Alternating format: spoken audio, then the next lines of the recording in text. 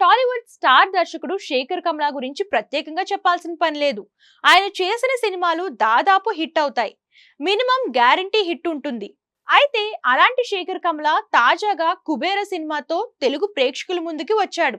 గత వారం రిలీజ్ అయిన ఈ సినిమా మంచి విజయాన్ని నమోదు చేసుకుంది. ఈ సినిమాలో అక్కినేని నాగార్జున, హీరో ధనుష్, అలాగే రష్మిక ముగ్గురు కీలక పాత్రలో కనిపిస్తారు. హీరో ధనుష్ బిచ్చగాడి పాత్రలో కనిపించగా, నాగార్జున అలాగే రష్మిక ప్రత్యేక పాత్రలో మెరిశారు. అయితే ఈ సినిమా మంచి విజయాన్ని సాధించడంతో శేఖర్ కమ్లా చేయబోయే తర్వాతి సినిమాపై అందరూ ఆసక్తిగా చూస్తున్నారు. ఇలాంటి నేపథ్యంలోనే కొత్త న్యూస్ తెరపైకి వచ్చింది. హీరోయిన్ సమంతతో శేఖర్ కమ్లా కొత్త సినిమా చేయబోతున్నట్లు వార్తలు వస్తున్నాయి.